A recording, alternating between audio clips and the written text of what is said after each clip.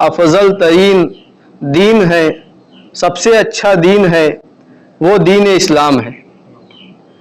اگر انسان چاہتا ہے کہ وہ دنیا میں بھی کامیاب ہو اور اس کو آخرت میں بھی کامیابی حاصل ہو تو اسے چاہیے کہ وہ دین اسلام کو اپنا لے، اس لیے کہ دین اسلام کے قوانین، دین اسلام کے احکام، دین اسلام کے بتائے ہوئے اخلاق اور طور طریقے ایسے ہیں جو فطرت انسانی سے تعلق رکھتے ہیں۔ یعنی دوسرے الفاظ میں کہا جائے تو دین اسلام فطرت انسانی کے مطابق نازل ہوا ہے۔ وہ خداوند عالم جس نے انسان کو خلق کیا، تمام مخلوقات کو خلق کیا، وہ انسان کی فطرت کو بخوبی جاننے والا ہے کہ انسان کی فطرت ہے کیا۔ تو خداوند عالم نے اس فطرت کے مطابق، اسی کے مطابق دین کو نازل کیا، اسی کے مطابق احکامات کو بنائے جو کہ انسان کی فطرت کے مطابق ہے۔ لہٰذا اگر انسان چاہتا ہے کہ وہ کامیاب بنے، اپنی زندگی کامیابی کے ساتھ گزارے، تو اسے چاہیے کہ دین اسلام کے قوانین پر عمل کرے۔ جب انسان دین اسلام کے قوانین پر عمل کرتا ہے تو وہ قوانین اس کے جسم کے اعتبار سے بھی اس کی جسمی تقاضوں کو پورا کرتے ہوئے نظر آتے ہیں۔ یعنی اگر انسان چاہتا ہے کہ اس کا جسم سالم رہے، سلامت رہے، وہ زیادہ دن تک زندہ رہے، اس کا بدن تندرست رہے، تو اسے چاہیے کہ وہ دین اسلام کے احکامات پر عمل کرے۔ اس لیے کہ دین اسلام میں ہر وہ چیز بتائی گئی ہے جو انسان کے لیے فائدہ مند ہو، صرف روحی اعتبار سے نہیں بلکہ جسمی اعتبار سے بھی دین اسلام میں ہمارے اماموں نے، پیغمبروں نے بتایا ہے کہ ہمیں جسم کی سلامتی کے لیے کیا کیا چیزیں کرنی چاہیے، کن کن چیزوں سے پرہیز کرنا چاہیے۔ تو معلوم ہوا دین اسلام وہ ہے جو انسان کے جسمی تقاضوں کو بھی پورا کرتا ہے اور روحی تقاضوں کو بھی پورا کرتا ہے۔ صلوات پڑھیں محمد و آل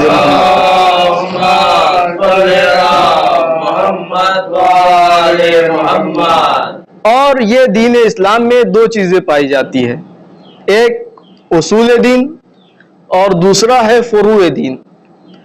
اصول دین جسے ہم جانتے ہیں، جو ہمارا عقیدہ یعنی توحید، عدل، نبوت، امامت اور قیامت، اسے ہم اصول دین کے نام سے جانتے ہیں کہ یہ 5 ہمارے ایسے اصول ہے کہ اگر انسان اس میں سے ایک کو بھی نہ مانے تو انسان مومن نہیں کہلاتا۔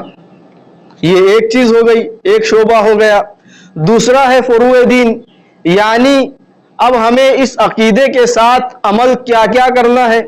تو عمل میں ہے نماز ہے، روزہ ہے، حج ہے، زکوٰۃ ہے، خمس ہے، جہاد ہے، نیکی کی ہدایت کرنا ہے، برائیوں سے روکنا ہے، تولا ہے، تبرہ ہے۔ یہ چیزیں فروع دین میں شامل ہے۔ تو معلوم ہوا دین جو مکمل ہو رہا ہے ان دو چیزوں کی وجہ سے، ایک اصول دین اور ایک فروع دین۔ تو ہمیں عقیدے کے ساتھ ساتھ عمل بھی انجام دینا ہے، عمل کو بھی نہیں چھوڑ سکتے، عقیدے کو بھی نہیں چھوڑ سکتے۔ لیکن علماء نے بیان فرمایا ہے کہ ان دونوں میں اصول دین اور فروع دین میں جو مقدم ہے، جس کو افضلیت حاصل ہے، وہ ہے اصول دین۔ اصول دین یعنی کیا؟ توحید، عدل، نبوت، امامت اور قیامت، یہ ہے اصول دین۔ اب دیکھیے علماء نے بیان فرما دیا کہ اصول دین مقدم ہے، یعنی اگر اصول کو چھوڑ کر فروع کو انجام دیا جائے تو جب تک اصول مکمل نہ ہوگا اس فروع کا کوئی فائدہ نہیں۔ یعنی ایک درخت ہے، درخت میں شاخیں لگی ہوئی ہے، اگر کوئی شاخوں کو کاٹ دے تو کیا درخت کو کوئی نقصان ہوتا ہے؟ بہت توجہ کہ اصول دین کیا ہے، یعنی ایک درخت ہے، درخت میں چند شاخیں لگی ہو اور اگر کوئی ان شاخوں کو ان ڈالیوں کو کاٹ دے تو کیا پیڑ کو درخت کو کوئی نقصان ہوتا ہے؟ نہیں. کچھ دنوں بعد ہم دیکھتے ہیں کہ نئی شاخیں نکل آئی ہے. لیکن اگر کوئی جڑ کاٹ دے، ایک درخت کی جڑ کو کاٹ دیا جائے تو کیا وہ درخت باقی رہے گا؟ نہیں، وہ درخت باقی نہیں رہے گا، وہ درخت ختم ہو جائے گا. تو معلوم ہوا جو اصل ہوتی ہے، بنیاد ہوتی ہے، وہ جڑ ہوتی ہے. اگر جڑ کو کاٹ دیا جائے تو اس کی شاخوں سے فائدہ نہیں اٹھایا جا سکتا. تو ایسے ہی اصول دین اور فروع دین ہے. یعنی اگر انسان نماز پڑھتا رہے، روزے رکھتا رہے، حج انجام دیتا رہے، لیکن اس کا عقیدہ مضبوط نہیں ہے، وہ امامت کو نہیں مانتا، ولایت کو نہیں مانتا، تو اب یہ ایسے ہی ہے کہ اس نے جڑ کو کاٹ دیا. جب انسان جڑ کو کاٹ دے تو اس کے فروع، نماز، روزہ، حج، زکوٰۃ کوئی فائدہ نہیں دینے والے ہیں. تو معلوم ہوا انسان کو اپنا عقیدہ مضبوط کرنا ہے، اپنا اصول دین مضبوط کرنا ہے، جس پر نیو اور بنیاد رکھی گئی ہے. صلوات پڑھیں محمد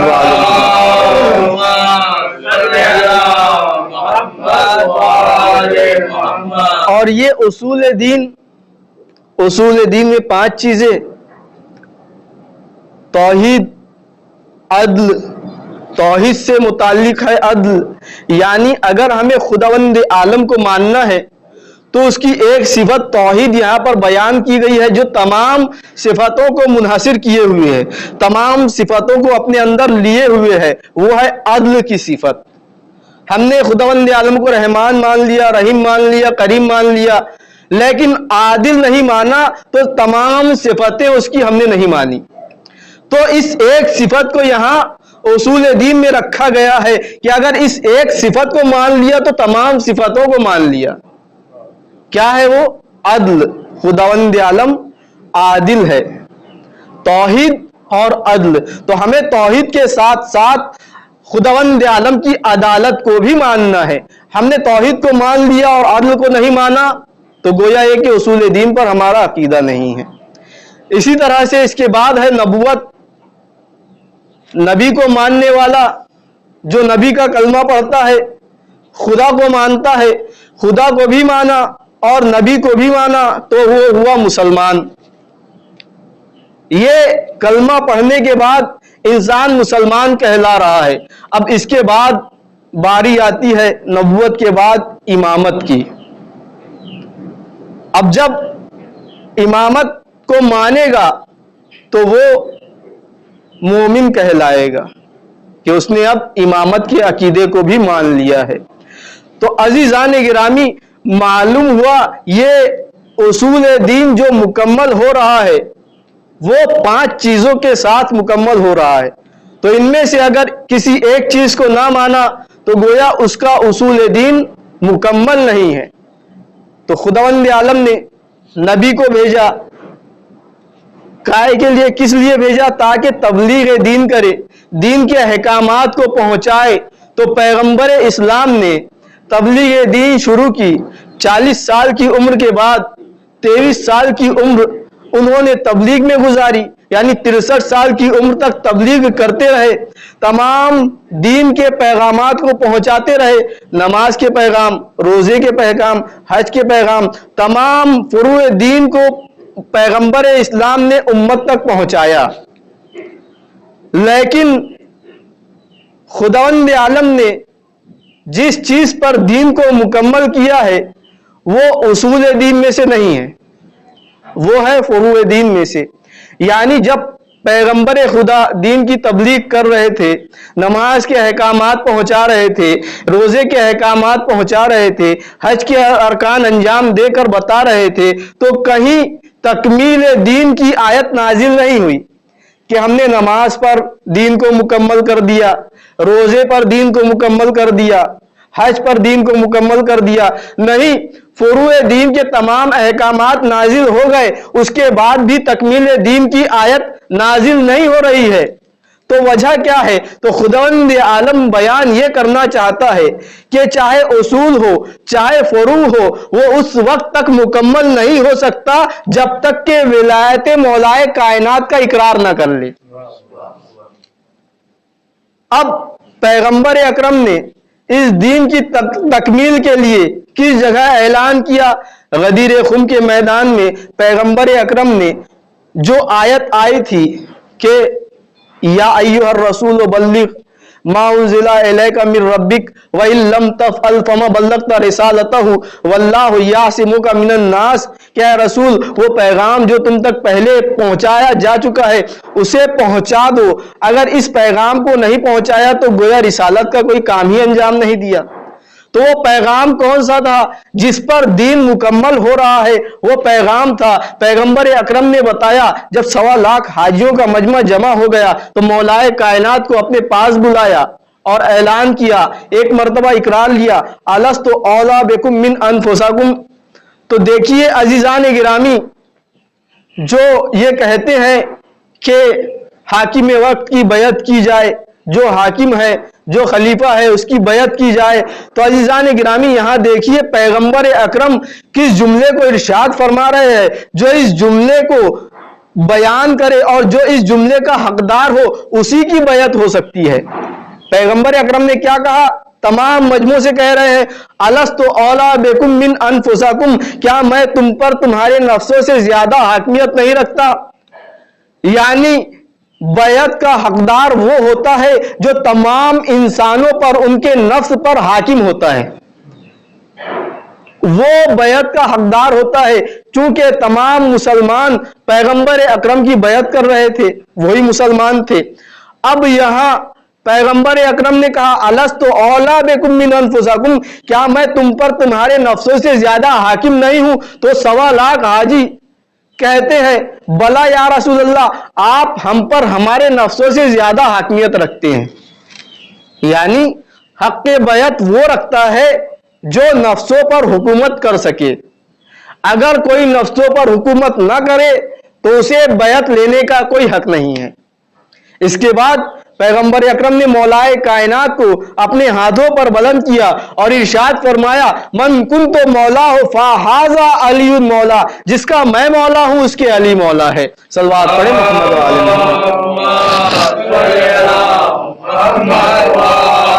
محمد۔ اس اعلان ولایت کے ہوتے ہی دوبارہ جبرائیل امین تشریف لاتے ہیں اور بیان کرتے ہیں الیوم اکملت لکم دینکم واتممت علیکم نعمتی ورضیت لکم الاسلام دینا، یعنی دین کے مکمل ہونے کا اعلان کب ہوا؟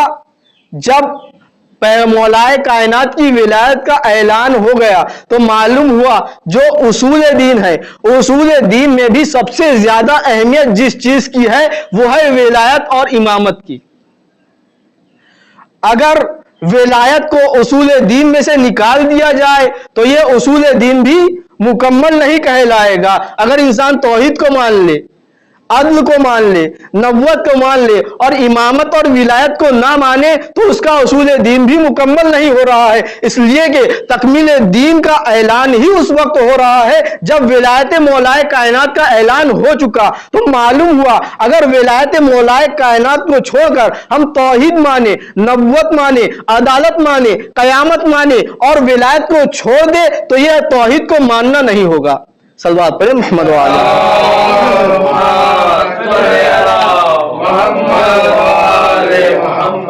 تو دین مکمل ہو رہا ہے ولایت پر، مولائے کائنات کی ولایت کے ذریعے سے دین مکمل ہوتا ہے۔ تو اگر ہم فروع دین کو انجام دے اور اصول دین کو نہ مانے تو وہ فروع دین بیکار ہے، اور اصول دین میں بھی تمام چیزوں کو مانے ولایت کو نہ مانے تو وہ اصول بھی بیکار ہے۔ اس لیے کہ اصول دین مکمل ہو رہا ہے امامت اور ولایت پر۔ اور دوسری چیز یہ ہو گئی مولائے کائنات کی فضیلت کہ مولا علی علیہ السلام کے ذریعے سے دین مکمل ہو رہا ہے۔ اور دوسری فضیلت جو اہل بیت کی شخصیت ہے جناب فاطمہ زہرا سلام اللہ علیہا،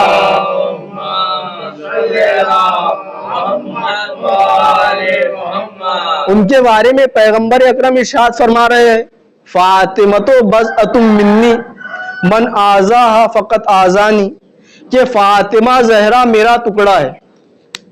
فاطمہ میرا ٹکڑا ہے، جس نے فاطمہ کو اذیت پہنچائی اس نے مجھے اذیت پہنچائی. تو یہاں پیغمبر اکرم ایک باپ ہونے کی حیثیت سے نہیں کہہ رہے ہیں کہ فرط محبت میں آ کر کہہ دیا کہ فاطمہ میرا ٹکڑا ہے. نہیں، یہاں وما محمد الا رسول کی حیثیت سے کہہ رہے ہیں کہ محمد کچھ نہیں ہے، صرف اور صرف رسول ہے. قرآن مجید میں بیان ہو رہا ہے کہ محمد صلی اللہ علیہ وآلہ وسلم کچھ نہیں ہے، صرف اور صرف رسول ہے. تو یہاں رسول ہونے کے اعتبار سے کہہ رہے ہیں فاطمہ تو بضعۃ منی، فاطمہ میرا ٹکڑا ہے، یعنی فاطمہ زہرا رسالت کا ٹکڑا ہے.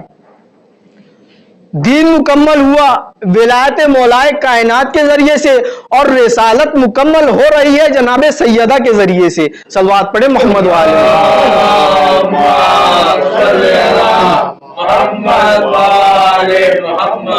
گزشتہ ہفتے بیان کیا کہ کس طرح سے جناب زہرا رسالت کا جز ہے. اگر یہ نہ ہوتی تو تبلیغ دین کا ایک گوشہ خالی رہ جاتا. عورتیں سوال کرتی کہ ہم کس طرح سے عبادتوں کو انجام دے. تو یہاں جناب زہرا کی شخصیت نے بتایا کہ عورتوں کو کس طرح سے عبادتوں کو انجام دینا ہے، صنف نسواء کے مسائل پر کس طرح سے عمل کرنا ہے، شوہر کے حقوق کو کس طرح سے انجام دینا ہے، ماں کے فرائض کو کس طرح سے انجام دینا ہے، بیٹی کے فرائض کو کس طرح سے انجام دینا ہے. تو یہ کس نے بتایا؟ جناب سیدہ فاطمۃ الزہرا نے.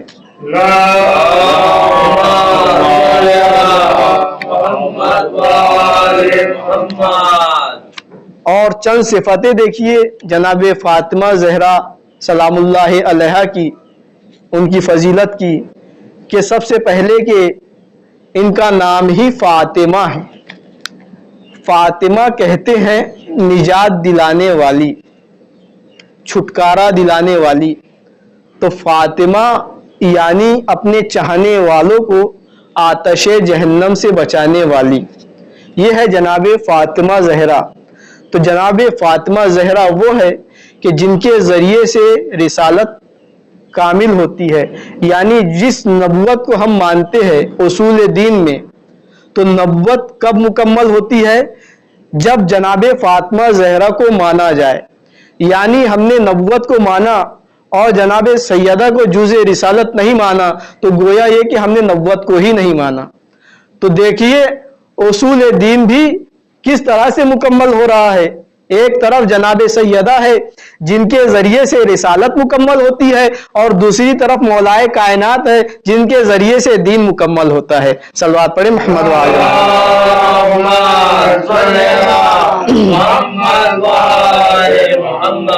تو عزیزان گرامی، یہاں چند صفتیں ہیں جناب فاطمہ زہرا کی، چند فضیلتیں ہیں کہ جناب فاطمہ زہرا خود وہ ہے جو گنہگاروں کو جہنم سے نجات دلانے والی ہے، اپنے چاہنے والوں کو جہنم سے نجات دلانے والی ہے.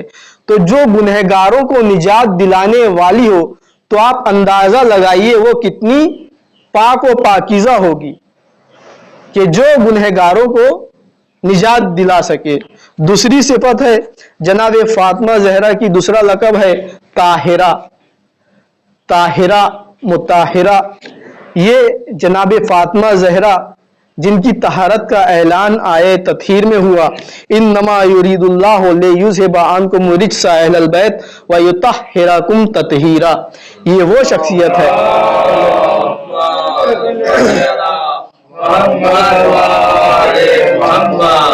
ان کی طہارت کا اعلان خود قرآن مجید میں خداوند عالم نے کیا کہ یہ طاہرہ ہے، رجس ان سے دور ہے. یہ وہ شخصیت ہے.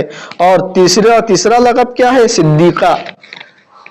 ان کی صداقت کو لوگوں نے دیکھا تو مباہلے کے میدان میں دیکھا کہ جس کا اعلان خود قرآن مجید میں خداوند عالم نے کیا، کہ جس میں اعلان ہو رہا ہے کہ پیغمبر اکرم سے ارشاد ہو رہا ہے کہ اے رسول آپ اپنے بیٹوں کو لے آؤ، ہم اپنے بیٹوں کو لاتے ہیں، آپ اپنے نفسوں کو لے آؤ، ہم اپنے نفسوں کو لاتے ہیں، آپ اپنی عورتوں کو لاؤ، ہم اپنی عورتوں کو لاتے ہیں، اور آپس میں جھوٹوں پر اللہ کی لعنت کرے۔ تو یہاں جھوٹوں پر لعنت وہ کر سکتا ہے جو سچا ہو۔ تو یہاں پیغمبر اکرم صنف نسواں میں کسے لے کر آئے؟ صرف اور صرف جناب سیدہ کو۔ تمام بیویاں موجود تھی، لیکن فضیلت جناب سیدہ دیکھیے کہ صدیقہ ہونے کے اعتبار سے، صادق ہونے کے اعتبار سے جناب سیدہ کو مباہلہ کے میدان میں لے کر آ رہے ہیں، کہ وہ ہے کہ اگر یہ کہہ دے تو پہاڑ اپنی جگہ سے ہٹ سکتا ہے، یہ ہے صدیقہ طاہرہ۔ اور دوسری جگہ جب حسنین نے تقاضا کیا کپڑوں کا کہ مادر گرامی ہمیں بھی نئے لباس چاہیے، تو جناب صدیقہ نے کیا کہا کہ تمہارے کپڑے لے کر درزی آ رہا ہے۔ ان الفاظ کا صدیقہ طاہرہ کے زبان پر آنا تھا کہ وہاں قدرت خداوند عالم کی قدرت بے چین ہے، بے قرار ہے کہ اب کیا کرے۔ صدیقہ طاہرہ کی زبان سے یہ الفاظ جاری ہو گئے ہیں، اب خداوند عالم جنت کو درزی خانہ بنا رہا ہے، فرشتوں کو درزی بنا رہا ہے، یعنی جنت کو درزی خانہ بنانا ممکن ہے، فرشتوں کو درزی بنانا ممکن ہے، لیکن صدیقہ طاہرہ کی بات کا انکار کرنا ممکن نہیں ہے۔ یہ ہے صدیقہ، یعنی جو کہہ دیتی ہے وہ ہو جاتا ہے، اسے ہی اولی الامر کہتے ہیں، یعنی یہ جس چیز کو حکم دے دے اسے حکم ماننا ضروری ہو جاتا ہے۔ تو اب صدیقہ طاہرہ ہے، انہوں نے کہہ دیا۔ اب دوسرے روز صبح فرشتہ آتا ہے، رضوان جنت آتا ہے، لیکن یہ نہیں کہتا کہ میں فرشتہ ہوں، آ کر دک الباب کرتا ہے۔ جناب سیدہ دیکھتی ہے کون، تو کہتا ہے میں حسنین کا درزی ہوں، حسنین کے کپڑے لے کر آ رہا ہوں۔ تو عزیزان گرامی، یہاں فرشتہ بھی اپنی حیثیت کو جانتا ہے کہ کس در پر جا رہا ہے۔ جناب سیدہ نے کہہ دیا کہ درزی کپڑے لے کر آئے گا، تو اب فرشتے کی مجال نہیں ہے کہ خود کو رضوان جنت کہہ دے، وہ فرشتہ ہے لیکن اپنے آپ کو درزی حسین کہہ رہا ہے، درزی حسن کہہ رہا ہے۔ صلوات پڑھیں محمد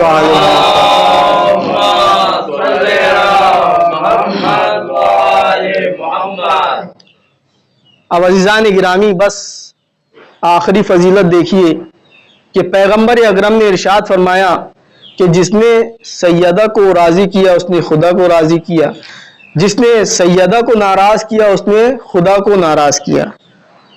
من آذا فقط آذانی، جس نے سیدہ کو اذیت پہنچائی اس نے مجھے اذیت پہنچائی۔ تو جناب سیدہ کو سب سے زیادہ اذیت کہاں پہنچی؟ یہ جو ہم کہتے ہیں کہ کربلا کے میدان میں مولا امام حسین علیہ السلام نے نماز بچائی، روزہ بچایا، تو عزیزان گرامی یہاں کربلا میں نماز کی کوئی جنگ نہیں تھی، روزوں کی کوئی جنگ نہیں تھی، اس لیے کہ نماز پڑھتے ہوئے یزیدی بھی نظر آ رہے تھے۔ خود عاشور کے دن آج بھی یزید کے چاہنے والے روزہ رکھتے ہیں۔ تو یہ نماز اور روزوں کی جنگ نہیں تھی، یہ جنگ تھی ولایت کی۔ اور یہ جنگ شروع کہاں سے ہوئی؟ یہ جنگ شروع ہوئی ہے فدق سے۔ فدق میں دیکھیے کہ وہاں بھی نماز کے چاہنے والے، نماز کے ماننے والے، روزے کے رکھنے والے اور ماہ رمضان میں مکمل طور پر نماز مستحب اور نفل پڑھنے والے، یہ وہ تخت پر بیٹھے ہیں۔ یہاں بھی نماز کا سوال نہیں ہے، نماز کی لڑائی نہیں ہے۔ لڑائی کس چیز کی ہے؟ لڑائی ہے ولایت کی۔ جو جناب سیدہ فدق مانگنے آئی تھی، اصل میں وہ فدق مانگنے نہیں بلکہ اپنے شوہر کا حق کے ولایت مانگنے آئی تھی۔ اگر یہ فدق دینے پر راضی ہو جاتے تو اس کے بعد جناب سیدہ سوال کرتی، جب یہ فدق تمہارا حق نہیں ہے تو یہ حکومت، یہ خلافت تمہارا حق کس طرح سے ہو سکتا ہے؟ یہ لڑائی تھی ولایت کی۔ تو یہ لڑائی ولایت کی شروع ہوئی ہے جناب سیدہ نے یہ لڑائی کو شروع کیا فدق کے ذریعے سے، اور یہ آشکار ہوئی ہے کربلا میں. یعنی اسی خلافت کے ماننے والے انہی کے پیروکاروں میں سے ایک تھا یزید، جو ولایت کو غصب کر کے بیٹھا ہوا تھا. یعنی وہاں تو آشکار نہ ہو پائی کہ یہ کس طرح سے ولایت کو غصب کر کے بیٹھے ہوئے ہیں، لیکن مولا حسین علیہ السلام نے اپنی قربانی دے کر تمام راز کو آشکار کر دیا کہ یہ جو آج تک خلافت کرتے ہوئے آئے ہیں، یہ اصل میں یزیدی قوانین کے، یزیدی فکر کے ماننے والے تھے، جنہیں یزید نے آشکار کر دیا اپنی حرکتوں کے ذریعے سے. جو زناکار بھی تھا، بدکار بھی تھا، شرابی بھی تھا، یعنی اپنی حرکتوں سے اس نے تمام خلافت کی صفتوں کو آشکار کر دیا. اور مولا امام حسین علیہ السلام نے اس کی بیعت نہ کر کے ولایت کو بتا دیا کہ یہ جنگ جو ہے یہ ولایت کی جنگ ہے. صلوات پڑھے محمد وآلہ.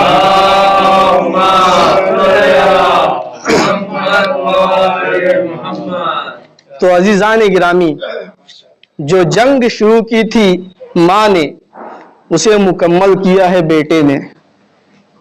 تو معلوم ہوا جناب سیدہ صرف فدق مانگنے نہیں آئی تھی، ولایت مانگنے آئی تھی، اور اس ولایت کو حاصل کیا ہے کربلا میں امام حسین علیہ السلام نے. وصلی علی محمد وآلہ الطیبین.